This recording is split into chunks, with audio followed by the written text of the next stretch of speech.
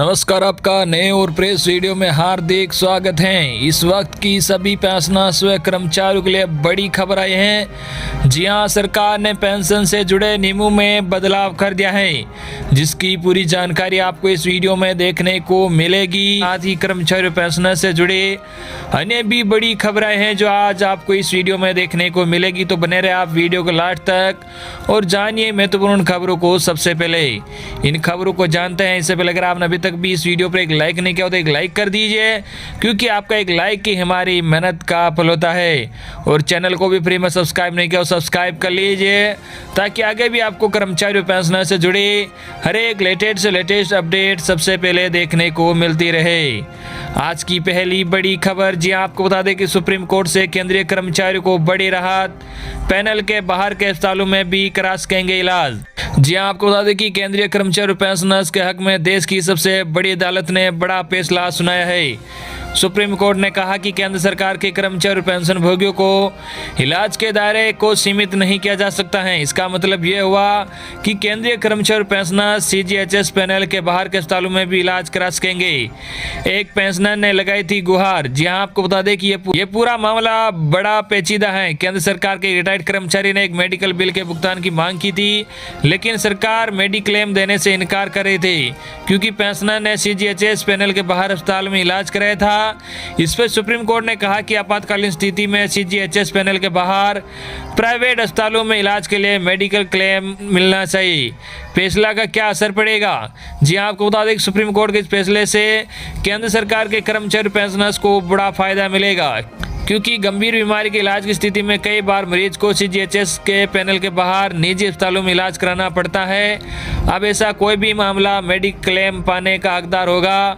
इस फैसले से और भी कई ऐसे लोगों को राहत मिल जाएगी जिन्होंने मजबूरी में पैनल के बाहर इलाज कराए हो। CGHS पैनल क्या है? जी हाँ, आपको बता दें कि सेंट्रल गवर्नमेंट हेल्थ स्कीम को हिंदी में केंद्र सरकार की स्वास्थ्य योजना के नाम से जाना जाता है। इस योजना की शुरुआत इसलिए की गई थी ताकि केंद्रीय कर्मचारियों के इलाज के लिए इधर उधर भटकना ना पड़े। केंद्रीय स्वास्थ्य और परिवार कल्याण मंत्रालय के तहत ये योजना चलाई जाती है। पिछले तकरीबन 60 सालों से इस योजना का लाभ केंद्रीय कर्मचारी को मिल रहा है। समय के साथ साथ इस योजना में बदलाव भी किया जाता है, जिससे कर्मचारियों को पूरा फायदा मिल सके।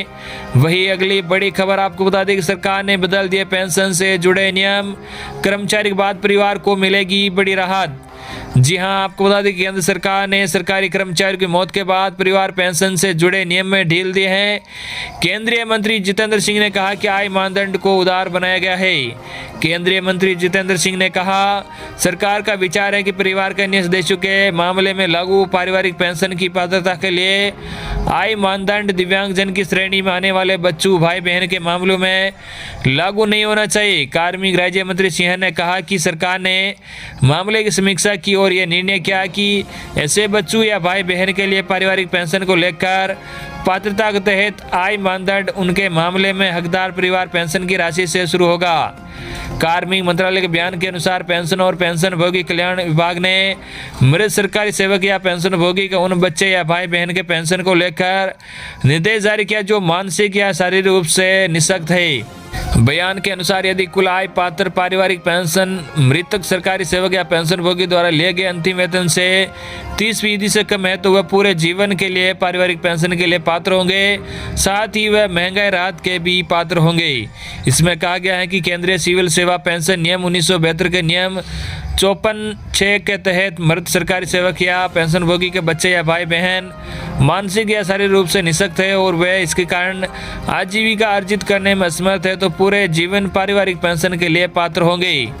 वर्तमान में दिव्यांग बच्चे या भाई बहन सहित परिवार के सदस्य को स्थिति अपनी आजीविका कमाने के लिए समझा जाता है। यदि पारिवारिक पेंशन के अलावा अन्य स्रोतों से आय न्यूनतम पारिवारिक पेंशन 9,000 रुपये के बराबर या उससे अधिक हो। बयान के अनुसार दिव्यांग बच्चे या भाई बहन पूर्व आय मानदंड को पूरा नहीं करने के कारण पारिवारिक पेंशन नहीं प्राप्त कर पाते। नई व्यवस्था से वे इसके पात्र होंगे। वही अगली बड़ी खबर, रिटायर्ड कर्मचारियों के लिए अलर्ट, 28 फरवरी तक जमा कर ले यह सर्टिफिकेट। जी आपको बता दें कि हर साल पेंशनर्स को लाइफ सर्टिफिकेट जमा करना होता है और इसके जरिए अपने जीवित होने का सबूत देना होता है। जीवन प्रमाण पत्र जमा करने के लिए 28 फरवरी तक डेडलाइन दी गई है। केंद्र सरकार को रिटायर्ड कर्मचारियों के लिए अहम खबर है जो पेंशन ले रहे हैं। ये मामला जीवन प्रमाण पत्र से जुड़ा है। जी हां, आपको बता दें कि पेंशनभोगियों को जीवन प्रमाण पत्र जमा करने के लिए 28 फरवरी तक की डेडलाइन दी गई है। दरअसल हर साल पेंशनर्स को लाइफ सर्टिफिकेट जमा करना होता है और इसके जरिए अपने जीवित होने का सबूत देना होता है। आमतौर पर यह सर्टिफिकेट साल के नवंबर महीने में जमा कर देना होता है।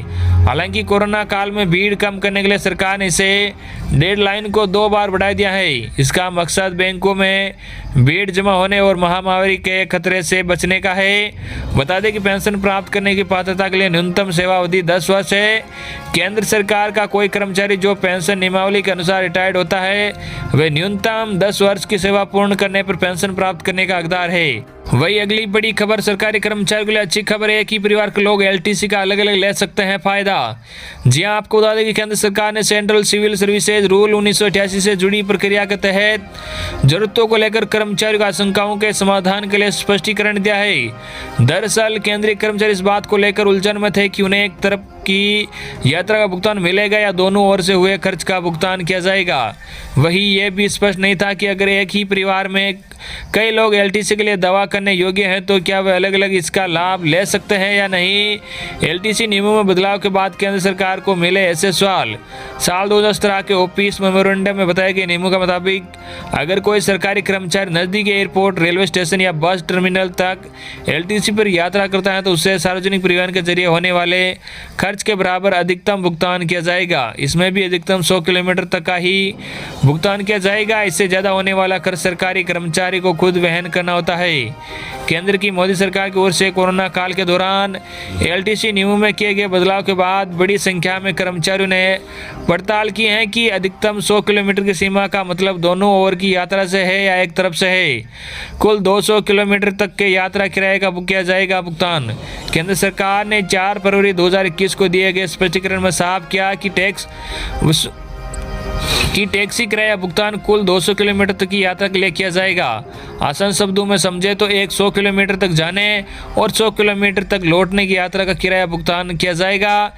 इसके अलावा एक ही परिवार के कई लोगों के एलटीसी के लाभ लेने के सवाल पर केंद्र ने बताया कि जहां एक ही परिवार के लोग अलग अलग प्राइवेट टैक्सी या दूसरे वाहन का इस्तेमाल कर रहे हैं तो वह टैक्सी किराए में एलटीसी का अलग अलग फायदा ले सकते हैं।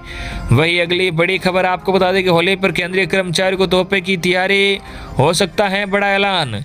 जी हां, आपको बता दें कि सरकार अपने कर्मचारियों के वेतन में साल में 2 बार इजाफा करती है। अगर सब कुछ सही रहा तो केंद्रीय कर्मचारियों को होली से पहले एक बड़ा तोहफा मिल सकता है। जी हां, आपको बता दें कि दरअसल बीते हुए कुछ महीनों से केंद्रीय कर्मचारियों को बढ़े हुए महंगाई भत्ते को दिए जाने की सुगबुगाहट चल रही है। अब खबर यह है कि जनवरी से जून 2021 के लिए केंद्र सरकार होली तक कोई बड़ा ऐलान कर सकती है। संभव है कि सरकार पहली 6 माही के लिए बढ़े हुए डीए की घोषणा करे और पिछले साल के रुके हुए फैसले को फिर से बहाल हो जाएंगे। आपको बता दें कि बीते साल मार्च में सरकार ने डीए की पुरानी दर 17% को बढ़ाकर 21% कर दिया था, लेकिन कोरोना की वजह से इस बढ़े हुए डीए को जून 2021 तक के लिए रोक दिया गया था। अब धीरे धीरे अर्थव्यवस्था पटरी पर लौट रही है तो एक बार फिर केंद्रीय कर्मचारियों को उम्मीद बढ़ गई है। माना जा रहा है कि केंद्र सरकार जल्द ही इस पर फैसला ले सकती है। हालांकि केंद्र सरकार की ओर से आधिकारिक तौर पर कुछ नहीं कहा गया है। बता दें कि सरकार अपने कर्मचारियों के वेतन में साल में 2 बार इजाफा करती है। यह बढ़ोतरी 6 माह आधार पर की जाती है।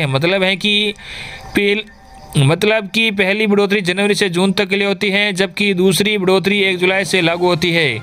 बहरहाल अगर केंद्र सरकार होली के मौके पर केंद्रीय कर्मचारियों को बढ़े हुए डीए का तोहफा देती है तो टेक होम सैलरी में भी इजाफा हो जाएगा। तो